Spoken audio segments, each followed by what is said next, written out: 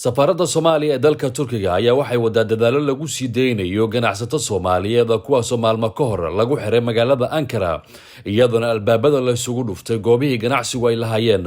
Wararka ayaa waxay sheegayaan in dadkan iyo goobahooda ganacsiga loo xiray iyagoo aan haysan iqaamada shaqada. Dowladda Turkiguna ay dhowr jeer ay digniino ay u dirtay ganacsatadana.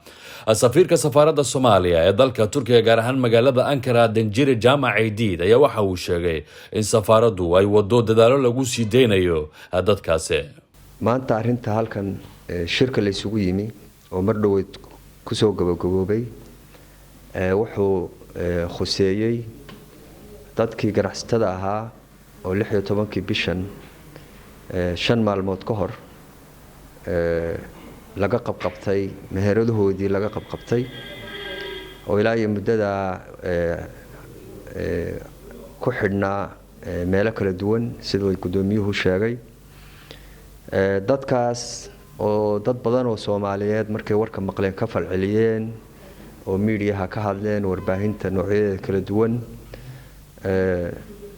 waxaan u xaqiijinaynaa in ilaa iyo maalintii la qabtay dadka safaarada iyo jaaliyada Soomaaliyeed qaybaheeda kala duwan haday yihiin gudiga ganacsiga haday yihiin jaaliyada guud haday yihiin ganacsatada inay u heelanaayeen oo garab taagnaayeen oo aan laga gaabin runtii arintani sida ay uga hadleen waxay ku kooban tahay waxyaalo laga rabay dadku inay ganacsigooda sharciga ay ku ganacsanayaan inay dhameystiraan oo inay yeeshaan matalan warqad iqaamada shaqada kale inuu qofku leeyahay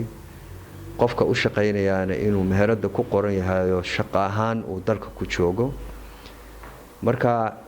way tahay mukhalafo maamul ahaan ama ganacsi way tahay laakiin ma aaminsanin ilaa iyo xilligan aan hadlano heer qofka markiiba lagu tuquntuqeeyo oo dalka looga saaro waxaan aaminsanahay wadooyin inay ka horeeyaan sida ay noo xaqiijiyeen qareenada aanu isticmaalanay ama nala shaqeynayay arintani marka guud ahaan Soomaalida kuma koobna jaaliyada badan oo sideenoo kale u ganacsan jiray bay saameysay waxaan ogaanay markii wuxuu dhaceen in digniino hore oo fara badan dawladdu gaarsiisay ganacsatada oo aysan inta badan u hoggaansamin waxaan ogaanay in sharciga dalkan sida gudiga ganacsatada noo sheegeen in ay tahay qofku inuu sharci shaqo samaysto oo isagoo qiyaamo tuurisiya leh dalxiisa ku jooga dalka ama arday ku jooga inuusan shaqayn karin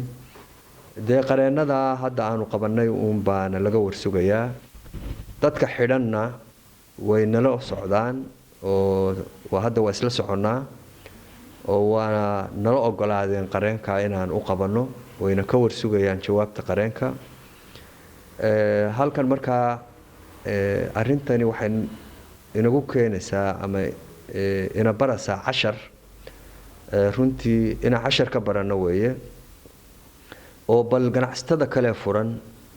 in ay hadeerba ka tabaabushaystaan arrimahan hadda dadkan kale lagu qabtay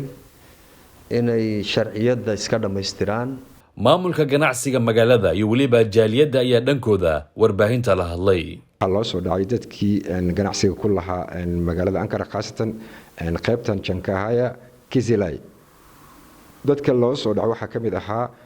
waxa ku jiro dad restaurantiya leh iyo dad koofeer leh iyo dad ku shaqeynayay ganacsiga ama wax dhoofiye ama soo dejiya marka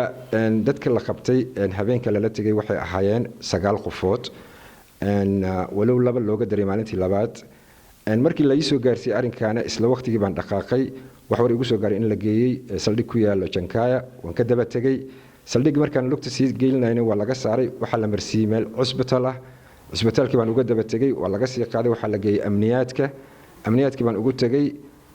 markaan tagayna dadkii meesha aan kula kulmay waxay igu yiraahdeen wax madax ay jooga hadda aad la hadli kartaa ma joogaan subaxdii imo subaxdii markii la gaaray waxaan wada hadalay qonsulka safaaradda Mudane Kaarshe oo aan ku wargeliyay oo isoo wacay sidii baan meesha kaga dhaqaaqnay annagoo ka guda ganacsi ahaan anigii cabdifataax iyo safaaradda oo wada socno waxaan tagnay iyo looyarkii rugta ganacsiga oo wada socno waxaan tagnay meeshii amniyaadka ahayd ay wiilashu ku xirnaayeen. waxaan iskugu nimid safaaradda Soomaalida Ankara Turkiga anagoo aan ka hadlayna arinta dhacday ganacsatada lagu xirxiray mahiradoodii oo dadaal badan loo galay oo haddana socoto. waxaan jeclahay inaan muxuu ahay ragga igu horeeyay gudoomiyaha iyo gudoomiye ku-xigeenka faahfaahinta dheeri leh idin siiyeen arintan looyara loo qabtay looyarkiina waa maqan yahay cid la tarxiilayna inaysan jirin. waxaan u sheegayaa dhammaan ummadda Soomaaliyeed inay isdejiyaan oo arintaana ay tahay la daba taagan yahay oo looyar daba taagan yahay hadday naqatay in maxkamad la soo saarana xuquuqay leeyihiin xuquuqdoodana waa la daba taagan yahay. marka laga soo tago goobaha ganacsiga ee lagu xiray magaalada Ankara isla magaalada Ankara marka laga hadlayo waxa ka furan goobo kale oo ganacsato Soomaaliyeed oo leeyihiin oo si habsami leh u shaqeynaya. Salman Jamal Saeed TV Universal